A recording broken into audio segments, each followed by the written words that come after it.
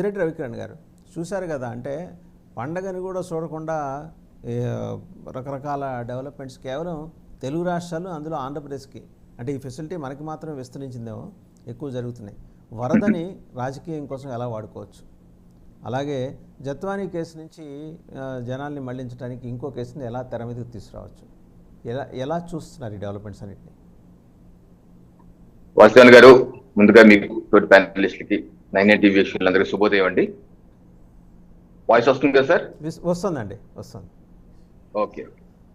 అయితే కాదంబరి జత్వానీ గారి అంశం చూస్తే వారు గత వారం 10 రోజులుగా నాకు తెలిసైతే విజయవాడలోనే ఉన్నారు. వారి మీద ఏదైతే సాక్షి పత్రికలు వాళ్ళ ఛానల్లో అనేకమైనటువంటి కథనాలు నడిపించారు, డిబేట్లు చేశారు, అనేకమైన దారుణ ఆరోపణలు కూడా చేశారు. ఆ పత్రిక శీర్షికల్లోనే అనేక రాష్ట్రాల్లో ఈవిడి మీద చీటింగ్ కేసులు, హనీ ట్రాప్ కేసులు, ఎక్స్టార్షన్ కేసులు ఉన్నట్టుగా ఆ యొక్క పేపర్ పతాక శీర్షికలో రాశారు. కానీ ఎక్కడన్నా సరే ఒక ఆధారం అన్నా, అంటే కనీసం ఒక ఎఫ్ఐఆర్ అన్నా, ఫలానా కర్ణాటక రాష్ట్రంలో, ఫలానా మహారాష్ట్ర రాష్ట్రంలో ఫలానా వ్యక్తిని చేశారు, అతని కేసు పెట్టాడు ఈ మీద అన్నది ఒక్క కేసు కూడా, ఒక్క ఎఫ్ఐఆర్ కూడా వాళ్ళ యొక్క ఛానల్లో, వాళ్ళ యొక్క పేపర్లు ఎక్కడ చూపించలేదు. ఇది ఎలా ఉందంటే, జగన్మోహన్ రెడ్డి గారు 35 మందిని చంపేశారంటారు, రాజకీయ హత్యలు జరిగిపోయిందంటారు, ఢిల్లీ వెళ్ళి ధర్నాలు దీక్షలు చేస్తారు, ముఖ్యమంత్రి గారి నుంచి హోంమంత్రి గారి వరకు అందరూ పోనీ ఆ 35 ఫోటోలు మీ పేపర్లోనే పతాక్షి పేరు ఫోటో వేయవయ్యా, మేము విచారం ఆదేశిస్తామంటే ఇప్పుడు వరకు చేయరు, పారిపోతారు, పైపెచ్చి రాష్ట్రపతి పాలన పెట్టాలంటారు. సో అలా అనమాట ఒక ఫేక్ ప్రచారం. ఇప్పుడు జత్వానీ గారి అంశంలో కూడా అంతే, అనేక రాష్ట్రాలు ఉందంటారు, ఒక ఎఫ్ఐఆర్ కూడా ఎవరు ఆవిడ ఛాలెంజ్ చేసింది, ఏది మేము ఒక ఎఫ్ఐఆర్ చూపించండి అని. ఇబ్రహీంపట్నంలో పిఎస్ లో ఉన్న ఎఫ్ఐఆర్ తప్పితే నా మీద ఏ ఒక్క కేసు కూడా లేదు, దమ్ముంటే చూపించండి అన్నారు. అలాగే వారు విచారణ అధికారికి, ఏదైతే ప్రభుత్వం నియమించిన విచారణ అధికారికి, ఆ లేడీ గారికి అన్ని వివరాలు సమర్పించారు. అలాగే మొన్న 2 రోజుల క్రితంలో కూడా సిపి గారిని కలిసి డీటెయిల్ గా రిపోర్ట్, ఏ రకంగా 3 ఐపీఎస్ అధికారులు, విశాల్ గున్ని గారు కావచ్చు, లేకపోతే టాటా గారు కావచ్చు, లేకపోతే ఆంజనేయులు గారు, వీళ్ళు 3 మీద అనేక వివరాలు పెట్టి క్రోడీకరించి డీటెయిల్ రిపోర్ట్ కూడా ఇచ్చారు. సో బహుశా పోలీస్ అధికారులు దాని మీద విచారిస్తున్నారు, ఐపీఎస్ అధికారులు ఉన్నారు కాబట్టి ఏ రకంగా ముందుకెళ్ళాలని ఆలోచిస్తూ ఉండొచ్చు. అయితే ఈలోపు సాక్షి పత్రిక వారి యొక్క ఛానల్స్ మీద డిఫర్మేషన్ సూట్ 50 కోట్లకి 5వ తారీఖు ఆవిడ నోటీస్ పంపించారు.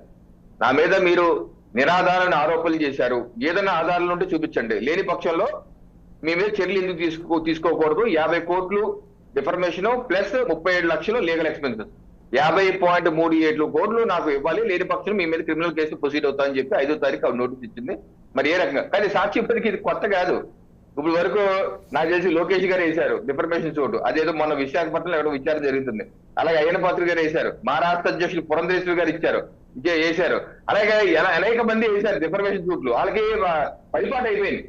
కనీసం ఒకసారి చేస్తే పొరపాటు, 2 సార్లు చేశారు, పదే చేసేది అలవాటు, అది పదే చేస్తున్నారు, నిరాధారమైన ఆరోపణలు ఫేక్ ప్రచారం చేస్తున్నారు. ఇంకో పక్క ఆ కుక్కల విద్యాసాగర్ రెచ్చగొట్టి అతనితో మళ్ళీ మన హైకోర్టులో కేసు వేయించారు.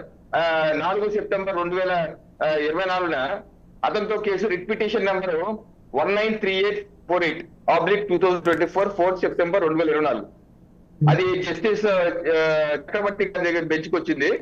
ఆ రోజు ఆ యొక్క కేసులో వాళ్ళ ప్లీ ఏంటంటే, నెంబర్ 1 ఏదైతే ఫిబ్రవరి 2024లో జత్వానీ గారిని అరెస్ట్ చేసినప్పుడు సీజ్ చేసినటువంటి మొబైల్ కావచ్చు, లేదా అకౌంట్స్, బ్యాంక్ అకౌంట్లు కావచ్చు, వాళ్ళ తండ్రి గారు తల్లి గారి అకౌంట్లు కావచ్చు, అన్ని ఫ్రీజ్ చేశారు. అది మళ్ళీ అన్ఫ్రీజ్ చేయొద్దు, అవన్నీ ఆ ఎలక్ట్రానిక్ డివైజెస్ అన్ని పోలీస్ కస్టడీలో భద్రంగా ఉంచే విధంగా మీరు ఆదేశించండి, నెంబర్ 1. నెంబర్ 2, మీడియాకి గ్యాగ్ ఆర్డర్ ఇవ్వండి, నా మీద కథనాలు రాయొద్దని చెప్పి మీడియాకి గ్యాగ్ ఆర్డర్ ఇవ్వండి. నెంబర్ 3, పోలీస్ అధికారులు నా మీద ఒత్తిడి లేకుండా చేయండి. నెంబర్ 4, కొత్తగా విచారణ అధికారిని పెట్టి డైరెక్షన్ మారుస్తున్నారు, కేసు డైరెక్షన్ మార్చొద్దు అని. చూడండి ఎంతంత వింతగా ఉంది. దానికి లాయర్ ఎవరో తెలుసా? రాజ్యసభ వైసీపీ ఎంపీ నిరంజన్ రెడ్డి గారు, ఆయనే వైసీపీ ఆయనే లాయర్. సో కోర్టు వారు ఆ రోజు ఒక ఇంటర్మ్ జడ్జిమెంట్ ఇచ్చి మ్యాటర్ ని 11వ తారీఖు పోస్ట్ చేశారు. ఇంటర్మ్ జడ్జిమెంట్ ఏంటంటే, పోలీస్ అధికారులు ఆ ఎలక్ట్రానిక్ డివైజెస్ అని భద్రపరచని అన్నారు, కానీ మిగతా అంశాల మీద 11వ తారీఖు పోస్ట్ చేశారు. చూడండి, ఒక పక్కన విద్యాసాగర్ గారు 2014లో వైసీపీ కంటెస్ట్ చేసినప్పుడు ఆన్లైన్ లో మీరు కొడితే గూగుల్లో, అప్పటికే ఆయన మీద 17-18 క్రిమినల్ కేసులు ఉన్నాయి. నేను మొన్న ఇందాక వచ్చే గూగుల్లో కొడితే నేను మై నేత వెబ్సైట్ లో వచ్చేసింది ఆల్రెడీ 17కి, అప్పుడు 2014కే ఉన్నాయి. సరే ఆయన కేసులు ఉన్నాయి కదా, గమామేషి వేరు. సో అటువంటి వ్యక్తికి నిరంజన్ రెడ్డి గారు రాజ్యసభ ఎంపీ గారు లాయర్ గా ఉంటాం, ఈ రకంగా డైరెక్షన్ చేయకపోవటం, ఈ రకంగా అసత్య కథలను ప్రచారం చేయడం ఎంతవరకు సమయం? ఒక మహిళ మీద, ఒక మహిళా అధిపతిగా సాక్షి పత్రికనే యాజమాన్యం మహిళా అధిపతి ఉన్నారు అక్కడ. ఒక సాటి మహిళా అధిపతి ఇంకో మహిళ మీద నిరర్థకమైన ఆరోపణలు చేయడం ఎంతవరకు సమంజసం అండి? అదేగా షర్మిలారెడ్డి గారు కూడా అడిగింది, ఒక మహిళ ఉన్నావు నువ్వు, నీకు 2 కూతుళ్ళు ఉన్నారు, నీకు సిగ్గులేదా అని చెప్పి వాళ్ళ చెల్లెలు గారు అడుగుతున్నారు వాళ్ళ అన్నయ్యని. ఏ ఆధారాలు ఉన్నాయి నీ దగ్గర? ఆధారాలు ఉంటే దమ్ముంటే నీ పేపర్లో కానీ వాళ్ళ చెల్లి అడుగుతున్నారు, సమాధానం లేదు ఈ రోజు వరకు.